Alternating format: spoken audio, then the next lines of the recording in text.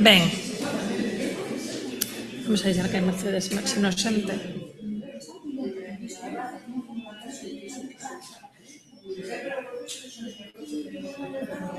Estás lista?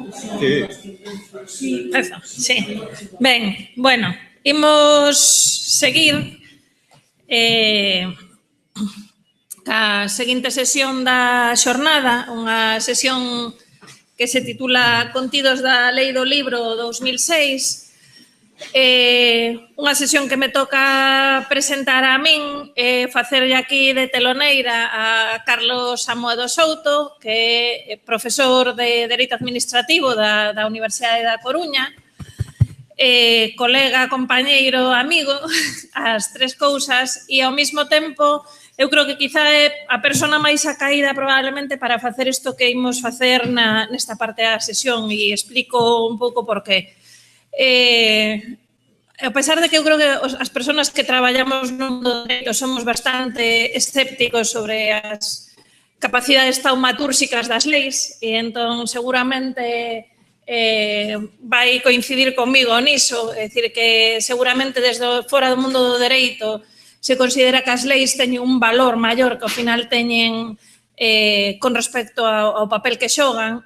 O certo é que sí que as leis moitas veces o que sirven fundamentalmente son como instrumentos, vamos a poñelo entrecomillado, propagandísticos, para orientar cara a onde se quere impulsar unha acción de goberno, porque ao final son os gobernos que meten as leis nos parlamentos e que nas consigue sacar adiante. Entón, eu creo que ese é o punto de inflexión que poden marcar as leis, que marcan liñas de orientación de cara a onde vai dirixir o camiño máis que outra cousa. E entón, Carlos Amoedo ten dúas virtudes fundamentais, ademais de outras, como que toca a guitarra, pero eso non ven a conto aquí, ten dúas virtudes fundamentais para explicarnos as tripas da lei.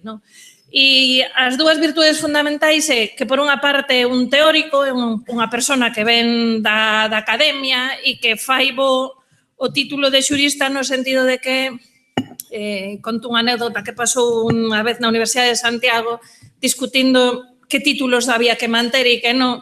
Un químico dixo que a Facultade de Dereito podían pechala porque total calquera lei o boe. Entón, eu creo que os xuristas investigadores neso fan algo máis que ler o boe e probablemente esa parte que só pode aportar alguén que se dedica á investigación do dereito. E no caso de Carlos, ademais, eu creo que é casi a única persoa en Galicia que se dedica ao dereito cultural. É dicir, que é unha persona que ten moitas publicacións feitas sobre temas de dereitos de acceso á cultura, de protección do patrimonio histórico, cousas incluso concretas como protección dos órganos como elemento patrimonial, é dicir, que é unha persona que se dedica a eso. Os órganos musicales. Efectivamente.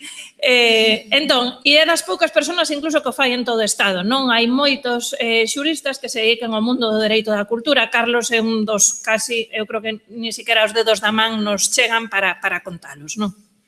E por outra parte, a outra faceta que ten é que formou parte do goberno que impulsou esta lei. Carlos foi secretario xeral da Consellería de Cultura nos momentos en que se promoveu esa lei, e entón tamén coñece as tripas por dentro do que é impulsar un traballo legislativo de natureza e do que é os efectos que poden ter incluso no traballo administrativo e no impulso de programas desde a administración. Entón, eu creo que as dúas cousas concilias el e eu creo que non hai ninguén que poda facer ese papel como el. Entón, bueno, deixo ya a palabra para que nos ilumine e nada máis pola miña parte.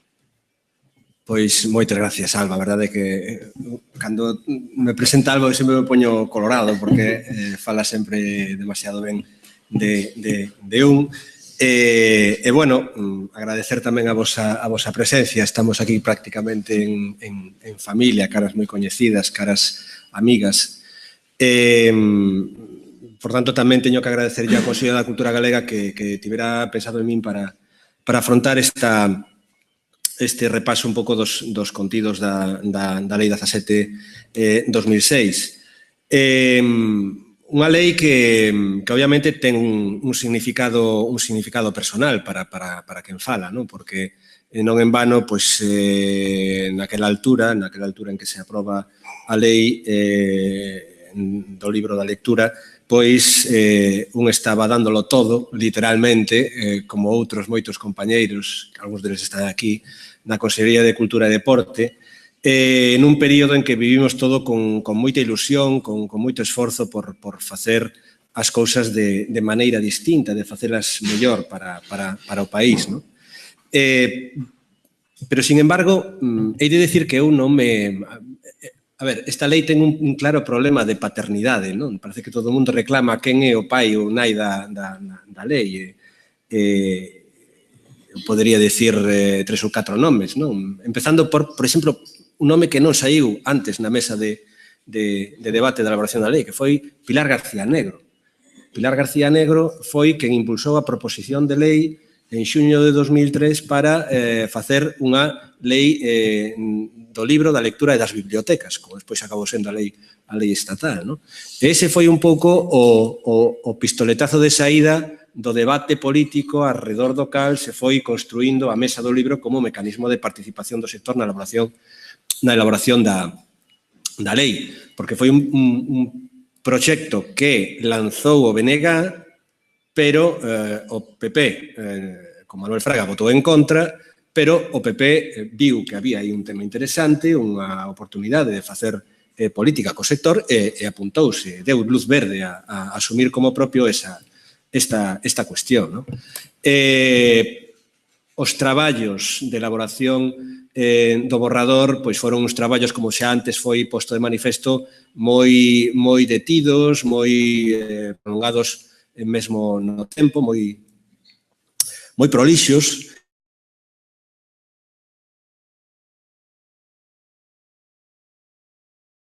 Xaviera máis Cristina dos avatares do traballo da mesa, me queda un pouco a sensación de que se estaba facendo algo inédito, probablemente no ámbito autonómico galego, que era deixar que o propio sector fixera a súa proposta da lei que el querería ter para regular ese sector, non?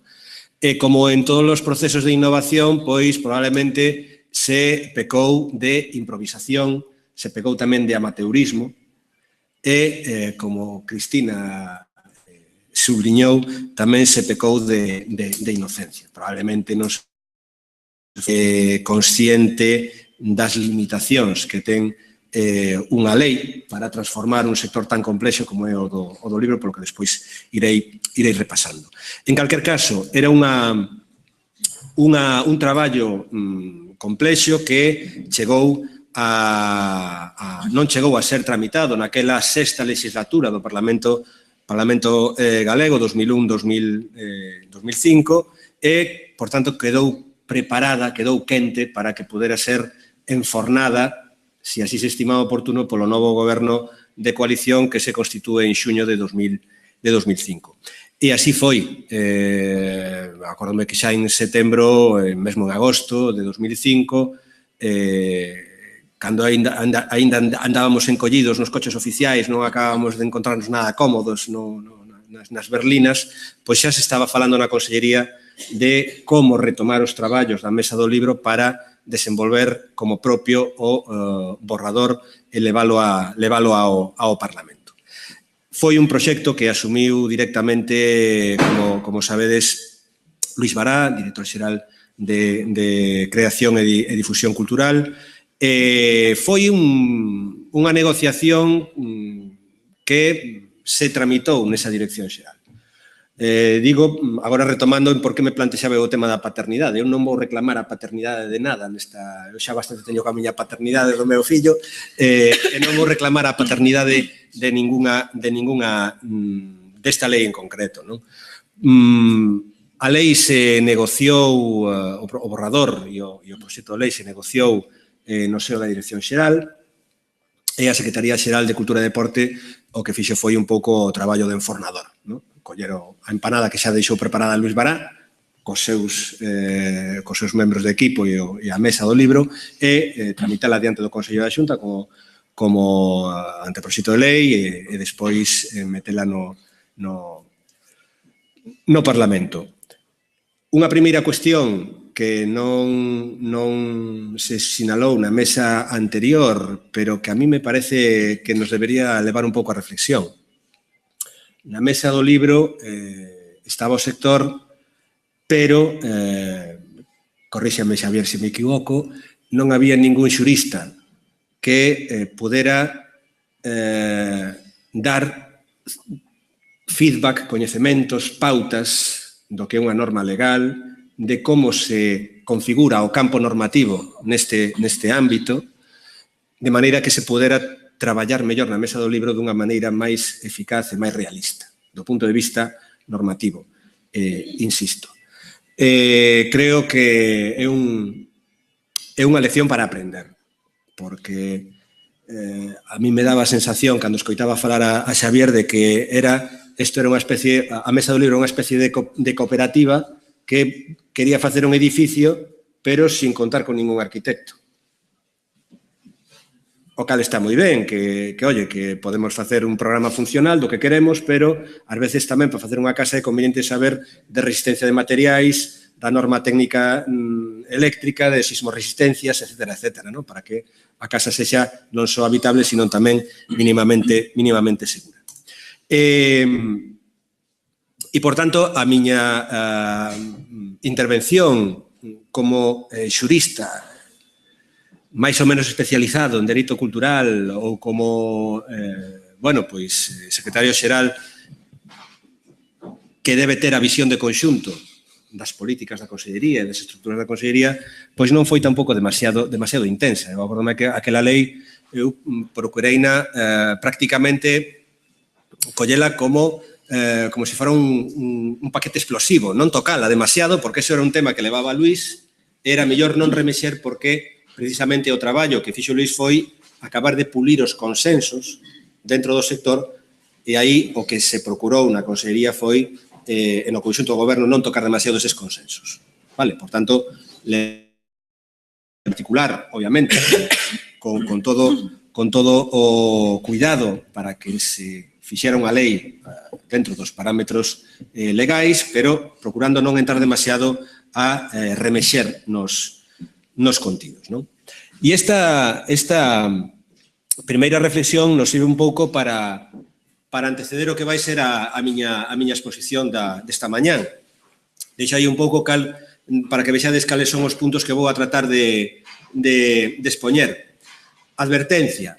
Non vou a martirizarvos con unha análise, con unha glosa, artigo por artigo da lei, cosa que sería o primeiro que faría o profesor de Dereito Administrativo, pero creo que non é o máis útil para este auditorio, nin para este momento.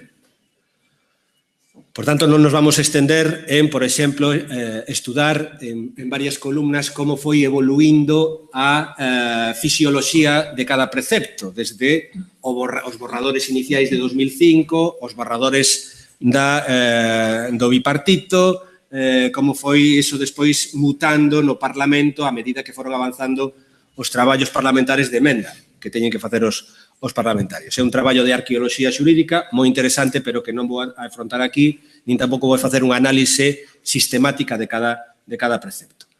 Creo que o máis útil para este auditorio vai ser un pouco plantexarnos unha mirada a través do retrovisor. Xa sei que últimamente os retrovisores están de moda en Compostela, pero eu penso que o traballo dos xuristas debe ser tamén un pouco contribuir a avaliar o que foi a aplicación das normas. En ese sentido, a mí me parece que é conveniente dar unha visión un pouco máis técnica. Se nos deixa ese móvil. Quero dicir que é necesario facer unha avaliación técnica do que foi o resultado desta lei, tendo en conta que xa levamos 11 anos de vigor. A lei foi publicada no Diario Oficial de Galicia do 10 de xaneiro do ano 2007, entrou en vigor aos 20 días da súa íntegra publicación no DOGA, por tanto, podemos decir que en febreiro de 2007 comezou o vigor desta norma. Por tanto, a estas alturas, pois xa a criatura cumpriu 11 anos, está a piques de rematar o ensino primario e vai empezar xa na ESO, co cal xa nos podemos empezar a plantexar podemos xa interrogarlle a criatura que quere ser de maior, non? Xa podemos tomala como unha persoa con certa capacidade de entendemento, de volición propia, non? Que foi a súa infancia? Que lle aconteceu na súa infancia? Como foi esa infancia? Que podemos esperar dela, non? Do punto de vista técnico, pois unha lei que leva 11 anos aplicándose xa dá bastantes pistas de como é o seu grado de eficacia, de como é técnicamente, e, por tanto, tamén podemos aquilatar mellor que puntos son os que merecen conservarse, que puntos son os que merecen un pouco de darlle unha volta, como se di habitualmente, ou sea, de modificación, non?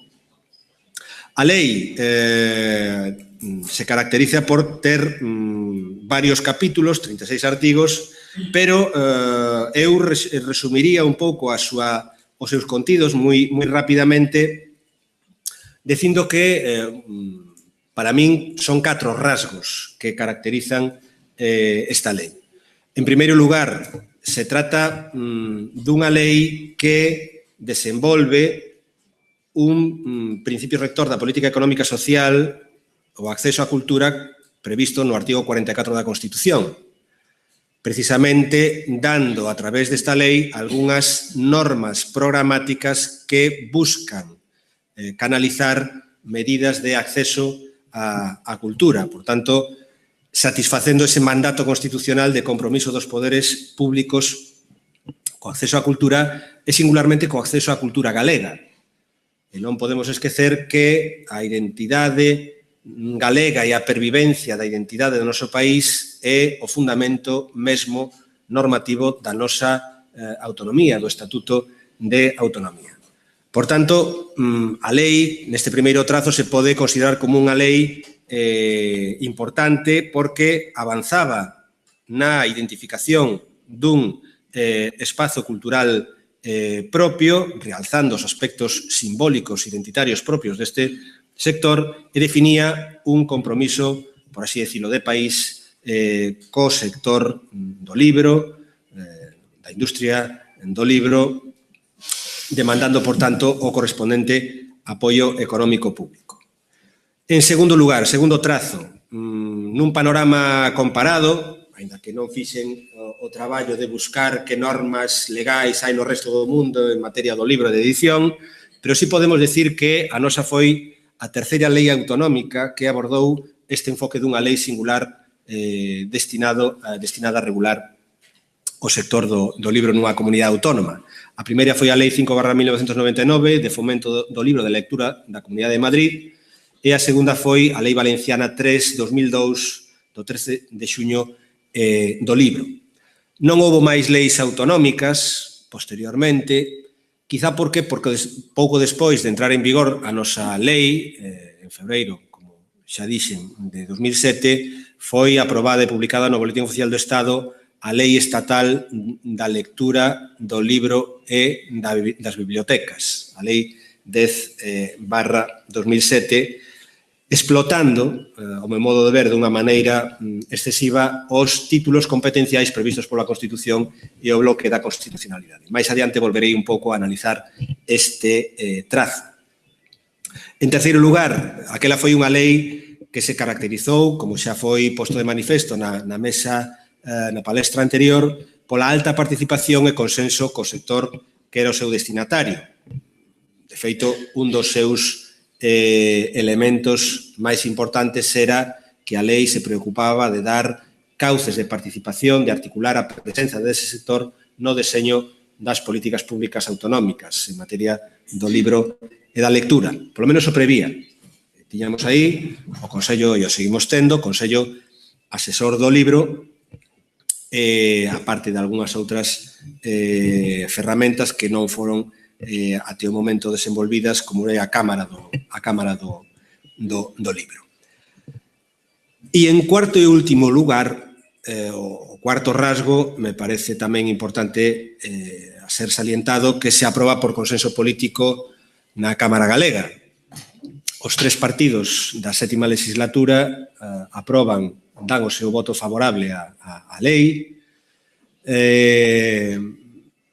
Repasando un pouco o diario de sesións, pois López Chaves, o portavoz do Partido Popular, dedicou a súa intervención final a rosmar todo o rato sobre a lei, dicindo que era unha lei que fixera o PP, que o goberno bipartito se limitara a cambiar 4 palabras e que el reclamaba tamén a paternidade da lei. Xa digo que a paternidade desta lei foi moi reclamada. Pero o certo é que, a pesar de esa actitude en rosmona, que se pode tamén entender a nivel político na Cámara Galega, pois o Partido Popular deu o seu sí a esta lei. Por tanto, un alumeamento feliz, un momento de exaltación da amistade ali no Parlamento, todos moi contentos, con López Chaves é difícil exaltar a amizade, pero en fin, que todo o mundo se apuntou a poñerse a medalla de que co seu apoio a lei do libro e da lectura de Galicia pois saíra adiante. E a partir de aquí comeza a infancia da lei, sai a lei do útero parlamentar, empeza xa a súa infancia, que até o momento, até o ano 2009, hasta marzo de 2009, como podedes imaginar, se desenvolveu nunha galescola, non? Porque se podría decir que a infancia desta lei se pode dividir en dúas grandes etapas. A etapa da galescola, até marzo de 2009, e a etapa, xa non digo da galiña azul, digo do orfanato, que se abre a partir de marzo de 2009, que é unha etapa radicalmente, ao meu modo de ver, radicalmente distinta. A primeira etapa é unha etapa onde a lei é razonablemente atendida polos seus pais, polos seus impulsores. Por exemplo, se fai o desenvolvemento en prazo, algo realmente digno de medalla no ámbito da administración autonómica, que se faga un regulamento executivo en prazo. Non é por nada, pero isto é moi raro. Efectivamente, o Consello Asesor do Libro se aproba o regulamento executivo, se aproba en prazo mediante o decreto 178/2007. Comezan ou siguen os traballos para desenvolver algúns outros aspectos da lei e, tema importante, o respaldo económico orzamentario da lei, eu penso que era razonable, importante, tendo en conta que a Consellería, o Goberno, tratou de estar á altura desa proclamación que se fai no propio artigo 1, no artigo 4 da lei do sector como sector estratégico. E iso se traduciu polo Goberno en compromisos orzamentarios explícitos, claros, en incrementos sustanciais das liñas orzamentarias destinadas a respaldar as axudas ao sector. Ben é certo que naquela altura histórica a comunidade autónoma crecía, a facenda da comunidade autónoma crecía a un nivel importante e a Consellería de Cultura o seu orzamento medraba entre un 8 e 9% anual. E isto daba lugar a un saldo que permitía, obviamente, meter máis gasolina nas liñas de subvención. Nese sentido, pois, vivemos unha etapa afortunada para poder executar a lei, porque a verdade é que había diñeiro e se podía, por tanto, responder a ese desafío que plantexaba a lei. Sin embargo, a partir do ano 2009, pois eu creo que se pode tamén situar unha especie de cesura, un antes e un despois, non tanto que tamén polo cambio de goberno, que a mí me parece que foi un elemento importante da aplicación da lei, sino tamén porque a partir dese momento comeza o debalo orzamentario das liñas de axuda ao sector. A mí me chama moita atención, por exemplo, as escasas reunións do Consello Asesor do Libro que se producen a partir do ano 2009 e tamén a ralentización do grado de execución a través de decretos dos contidos da lei. Por exemplo, pouco despois de entrar o primeiro gabinete Feijóo se aproba o decreto 342/2009 que crea o Rexistro Administrativo de Librerías de Galicia, un decreto que xa quedara bastante avanzado da legislatura anterior e precisamente por iso pudo ser aprobado polo Consello da Xunta pouco despois de ter chegado o novo gabinete do Partido Popular a San Caetano. O Rexistro Administrativo de Librerías tivo unha vida efémera porque pouco despois foi suprimido por mor da aplicación dunha vella coñecida da profesora Nogueira, que é a Directiva de Servizos do Mercado Interior, unha directiva do ano 2006 que obrigou a desenvolver a través de leis estatais e autonómicas unha serie de medidas de transposición para remover obstáculos a ese desenvolvemento do mercado interior e, en concreto, un dos obstáculos que se removeu, presuntos obstáculos que se removeu a regulación administrativa deste sector foi o rexistro de librerías que foi derrogado polo decreto 92/2010 como consecuencia da Lei Autonómica 1/2010. O ritmo de desenvolvemento executivo da lei se para aí e non se retoma máis que en 2015, cando se aproba o decreto 46/2015, polo que se crea a Libraría Institucional da Xunta de Galicia. E pouco máis hai de desenvolvemento da lei. Tamén é moi salientable que non haxa nos repertorios jurisprudenciais ningunha sentencia que mencione ou que aplique a Lei 17/2009.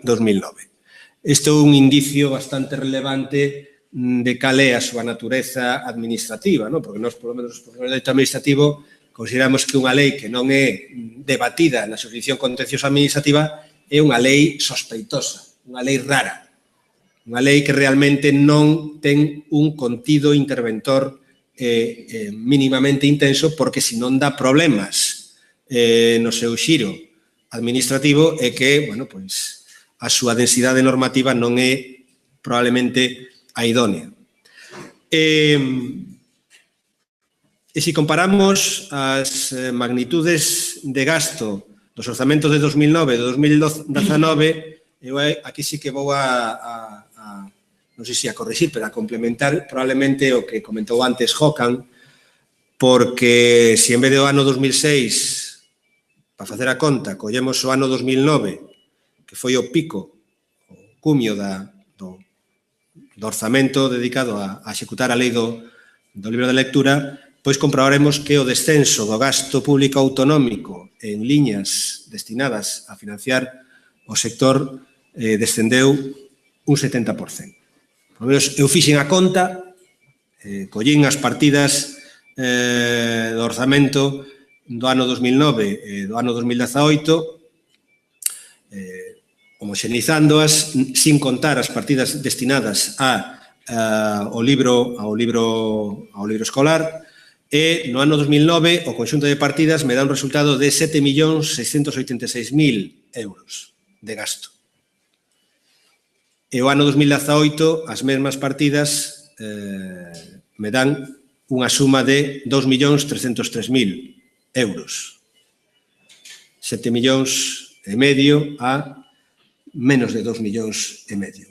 Un descenso moi notable e, desde logo, que, ao meu modo de ver, desminte moito a idea de que o sector do libro galego é un sector superfinanciado ou un sector donde se dan capturas de renta por parte de determinados sectores máis ou menos galeguistas do país.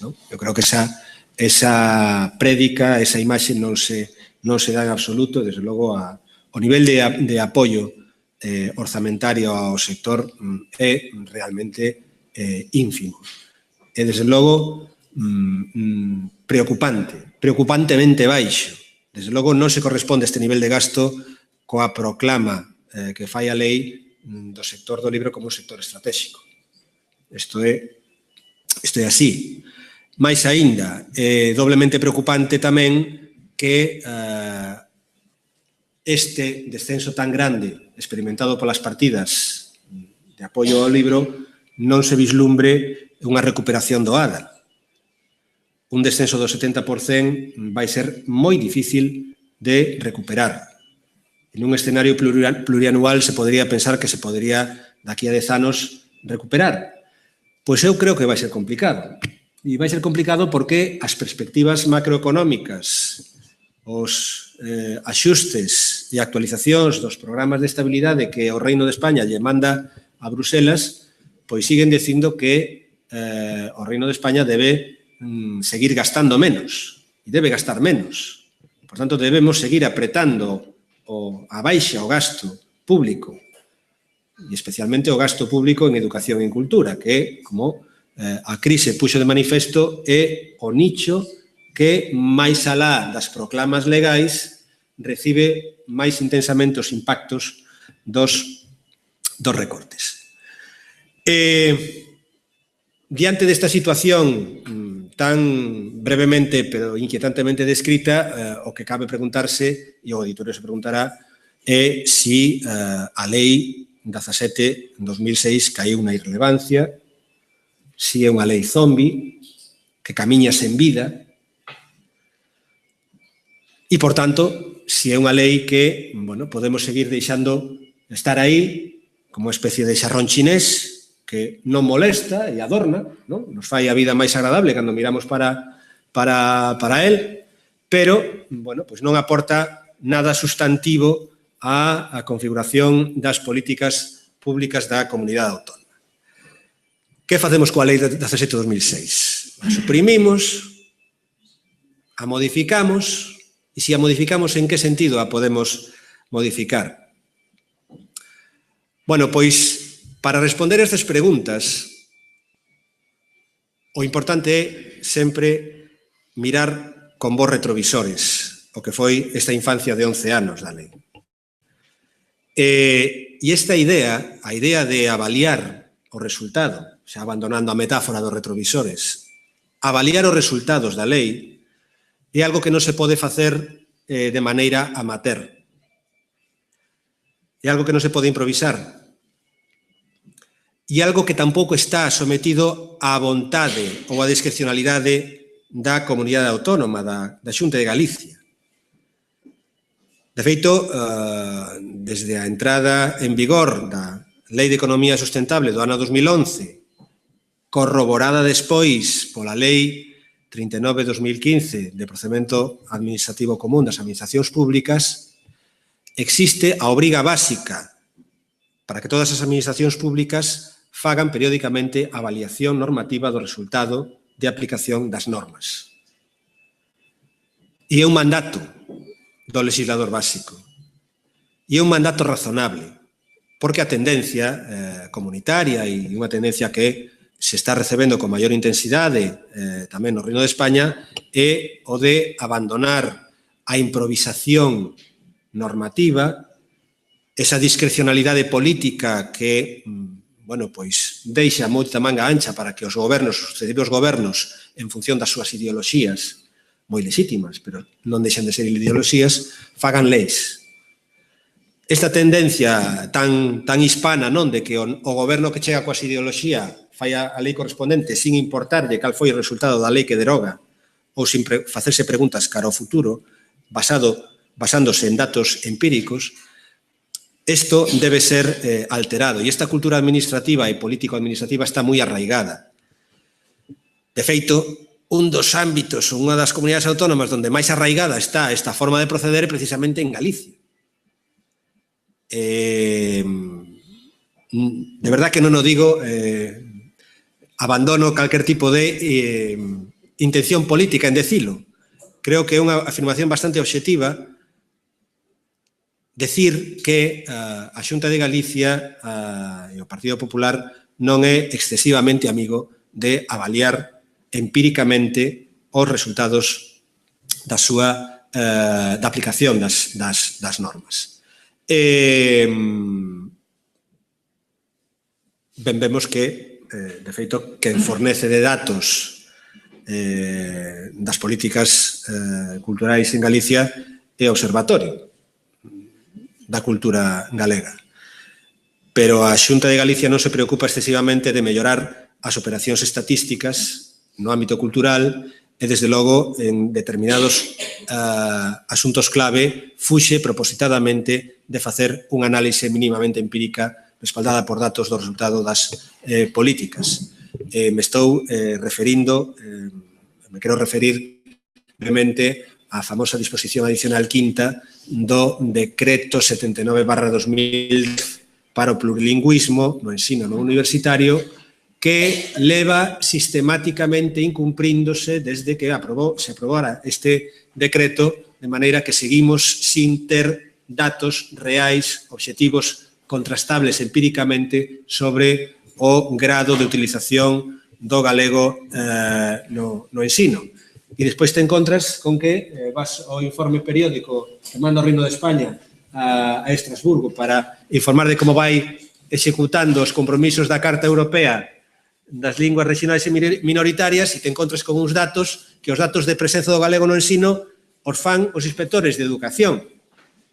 Son el cuerpo armado do goberno, nada máis e nada menos. É dicir, son datos que, bueno, non se pode decir que se xan manipulados, pero que, desde logo, sí están claramente cociñados. E tamén sería, nesa mesma liña, outro dos aspectos, outro dos campos onde a carencia de datos empíricos nos impide coñecer realmente cal é o terreo que estamos pisando, pois tamén o asunto do sector do libro e das restantes industrias culturais.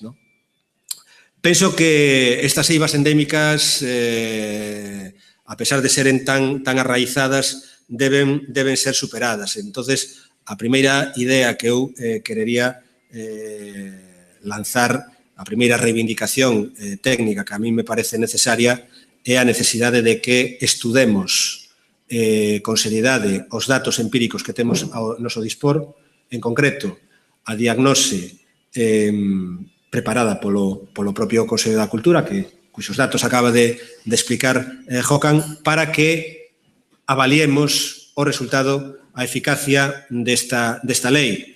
E, desde logo, si casamos ou si tratamos un pouco de poñer en relación os avatares cuantitativos da evolución do sector coa aplicación da lei, a conclusión, coido eu, que é clara, e é que o sector evoluiu con independencia absoluta da lei. É dicir, a lei non tivo eficacia realmente en marcar a pauta de evolución económica do sector, por tanto, tampouco pudo actuar a lei dunha maneira contracíclica frente ao dano provocado pola recesión nos anos duros, e isto penso que é unha reflexión importante para podermos mellorar tamén de cara ao futuro a eficacia da lei.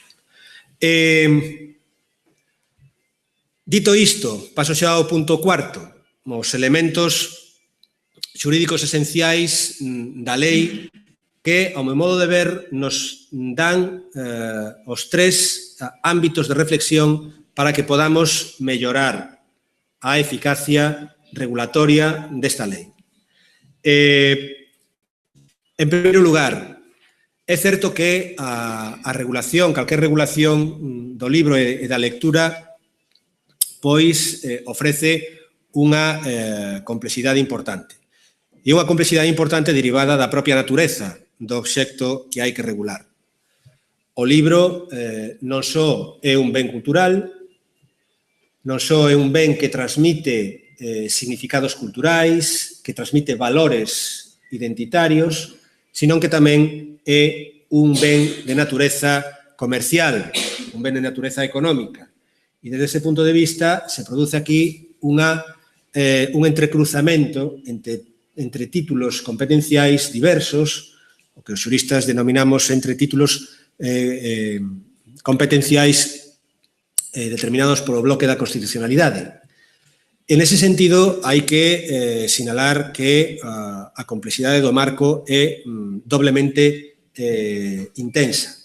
Por un lado, como ben cultural se está producindo nos últimos anos unha reexplotación ou reutilización de títulos constitucionais por parte do Estado para aumentar o espazo regulado por normativa estatal. En esa medida, estreitando as marxes do posible por parte das leis autonómicas. Pouco despois de aprobarse a nosa lei, se aproba a lei do libro, a lectura do libro das bibliotecas, a lei estatal, aducindo o comodín competencial máis utilizado nos últimos anos para que o Ministerio de Cultura volva outra vez a recuperar terreo frente ás comunidades autónomas. O artigo 149.2.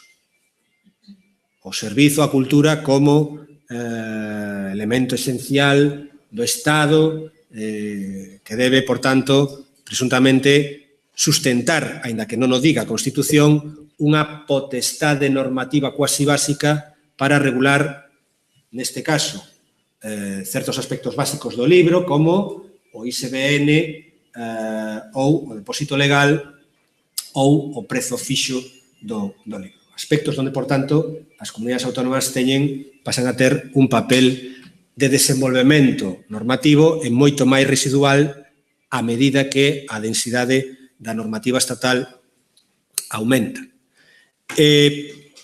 Por outro lado, ademais desta recuperación do campo cultural por parte do Estado, temos tamén que a regulación do libro en canto sector comercial toca competencias económicas do Estado, toca competencias relativas ao mercado interior, ao comercio.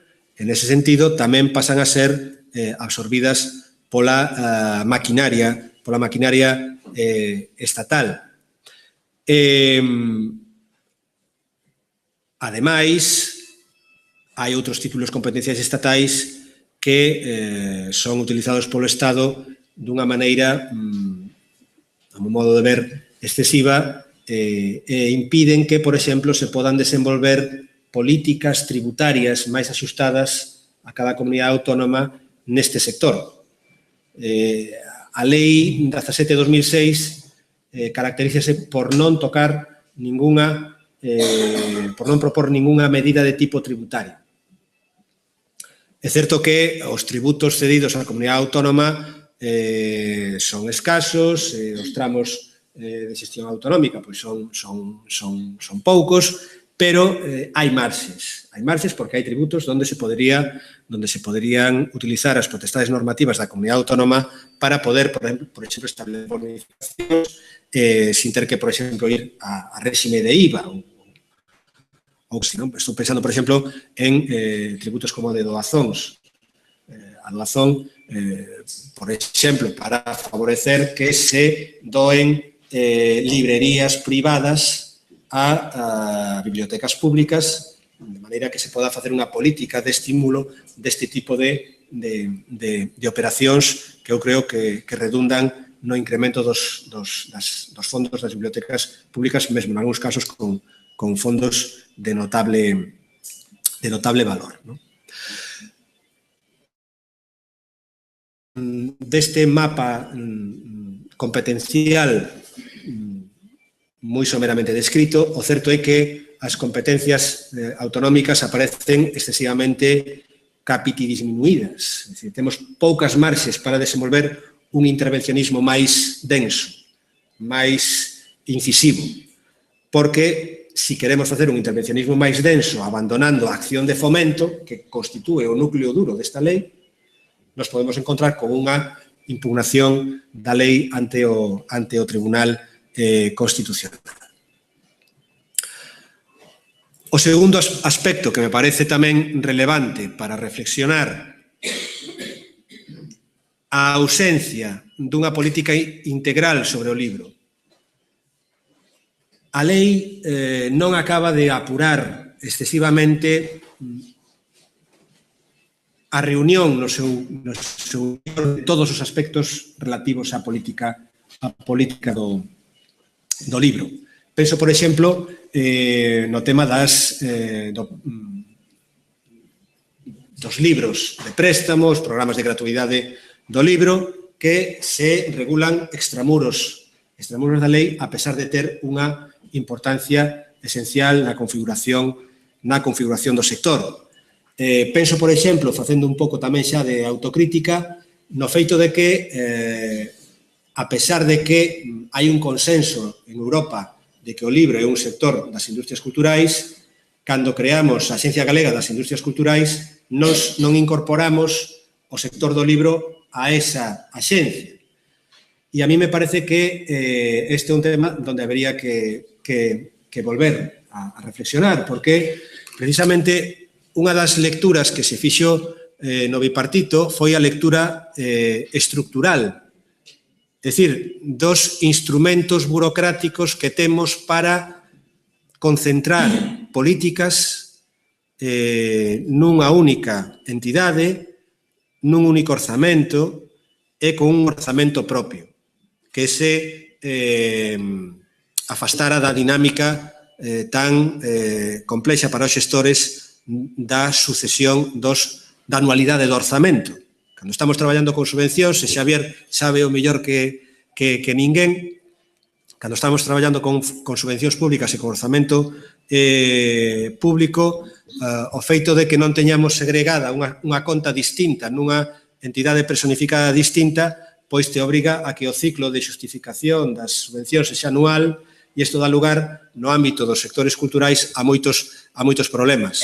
Por exemplo, estou pensando nas axudas audiovisual, con aquelas polémicas que había para pasar as subvencións a fase O, que aí se facía todo tipo de majas para que se pudera pasar os proxectos a fase O, porque a anualidade da dinámica subvencional non se corresponde coa plurianualidade dos proxectos do audiovisual. Entón, había aí desaxustes, e unha das cousas que considerábamos que era posible facer era precisamente buscar un instrumento administrativo máis adaptado a ese sector das industrias culturais. E eu penso que foi unha boa medida, aínda que, bueno, se podría facer outra xornada sobre a regulación legal do audiovisual e dos seus avatares, porque ademais teñen bastantes paralelismos a regulación do sector do libro e ao sector do audiovisual. Pero aí non fomos quen de integrar nun único instrumento administrativo a política referente aos sectores creativos das nosas industrias culturais. E esa política pública integral é cada vez máis necesaria. É cada vez máis necesaria porque é necesario ter sempre á vista o conxunto dos problemas que plantexa hoxe a xestión do libro. Vou poñer un exemplo, xa para ir rematando, pero, bueno, tamén queda un último punto, pero non me vou resistir a poñervos un exemplo, porque ademais é de bastante actualidade e estamos todos rompéndonos a cabeza con este tema. Compra pública de libros. Nova lei de contratos.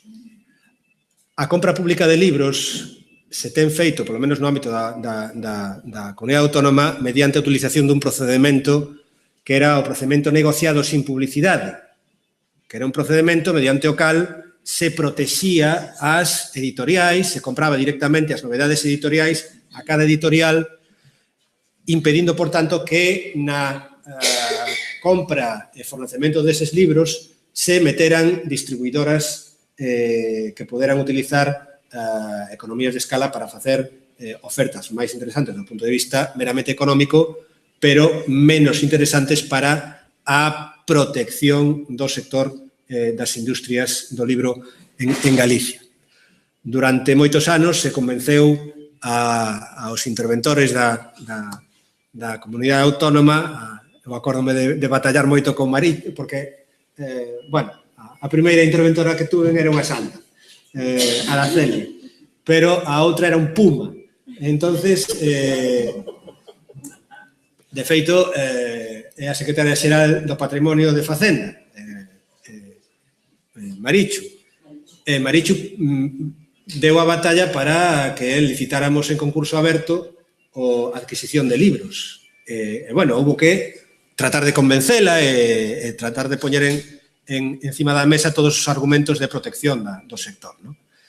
Pois ben, resulta que o 9 de marzo entra en vigor a nova lei de contratos, que suprime o negociado sin publicidade, que, por tanto, nos elimina esta ferramenta que tiñamos para protexer a adquisición de editoriais de libros galegos. Bueno, pois hai unha especie de pánico nas universidades españolas porque a Universidade de Sevilla licitou un acordo marco por valor de casi 3 millóns de euros para a adquisición de novedades editoriais na Biblioteca da Universidade de Sevilla. E quen gañou o concurso? Amazon. Claro, entonces empezan a saltar todas as alarmas e xa están os asesores xurídicos das universidades españolas buscándolle tres pesos ao gato para non ter que convocar concursos abertos, para non ter que ir ás fórmulas que agora se está recomendando a nova lei de contratación pública. Hasta o punto de que grandes gurús da contratación pública en España están reclamando a teoría de que a adquisición de libros non está incluída no ámbito de aplicación da lei de contratos, porque se trata de adquisición de propiedad intelectual. Xa non estamos ante a suministración dun ben moble, dun libro, como ben moble, sino que lo vemos de outra maneira. Ya non vemos las páginas físicas del libro, xa vemos a propiedade intelectual do libro. E por aí xa hai sesudos informes que, como digo, están dicindo que como adquisicións exentas da aplicación da lei se poden comprar a quen queiramos a caño. Un libro cunha libreta. Exactamente. La libreta non tiene nada, pero o libro ten unha creación. E como tal creación é soporte dunha obra susceptible de propiedade intelectual. En definitiva, que quero dicir con este exemplo? Que cando fagamos a vindeira lei do libro e da lectura, se é que a facemos, ou polo menos se lle damos unha volta a esta, hai que ter sempre a mente posta en ter todos os instrumentos que podan afectar o libro incluídos na lei. Ter esa visión estratégica de conxunto é fundamental para que a lei realmente gañe en eficacia.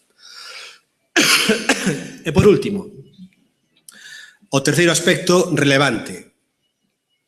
A lei dixo, as leis do libro, como dixo José María Baño León, catedrático da Universidade Complutense de Dereito Administrativo, as leis do libro son unha especie de leis promesas, leis programáticas, cartas de amor que se lanzan os políticos ao sector editorial e viceversa, pero que non acaban sendo respaldados por mecanismos xurídicos que fagan eficaces esas normas, eses compromisos programáticos. A lei contén, neste sentido, un claro déficit deses mecanismos. Non hai, por exemplo, unha reserva dunha porcentaxe de orzamento da comunidade autónoma para respaldar este sector presuntamente estratégico. Por certo, a reserva que constaba do 1,5% do orzamento autonómico para políticas de patrimonio cultural na disposición adicional quinta da Lei 8/1995 desapareceu na nova Lei de Patrimonio Cultural, a Lei 5/2016. É unha cousa curiosa, porque era unha das poucas normativas autonómicas onde se respaldaban as políticas de gasto en patrimonio cultural con unha normativa legal, unha regla legal clara.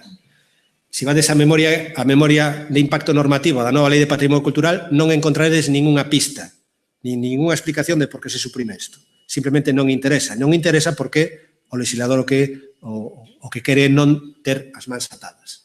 E isto dá unha pista de que este tipo de mecanismos son eficaces se se utilizan correctamente. Vale. Outro aspecto onde se podería plantexar outros instrumentos xurídicos de garantía do gasto, bueno, pois aumentar a habilitación aos particulares para que podan presentar demandas contenciosas administrativas en caso de que os orzamentos públicos non conteñan o suficiente respaldo para as liñas de gasto que a lei declara estratégicas. Pódese pensar, bueno, isto é irrealizable. Pois non é tan irrealizable porque, de feito, no ordenamento local hai a Lei de Facendas locais concede acción aos veciños para que podan ir presentar reclamacións aos orzamentos do Concello e mesmo ir ao contencioso administrativo no caso de que o orzamento do Concello non sexa suficiente para respaldar servizos públicos obrigatorios por lei. De maneira que o dereito público, se ampliamos un pouco máis a visión, contempla mecanismos que permitirían, de algún xeito, empoderar aos cidadáns para que as normas meramente programáticas desta lei se podan realmente facer eficaces na práctica. Penso que con estas reflexións, pois, din a miña opinión, o meu balance desta lei, o que a mí me parece máis importante, apuntei algunhas liñas de posible evolución, de posible mellora, para que realmente o necesario respaldo a este sector poda ser máis eficaz de cara ao futuro. Mais nada, moitas gracias.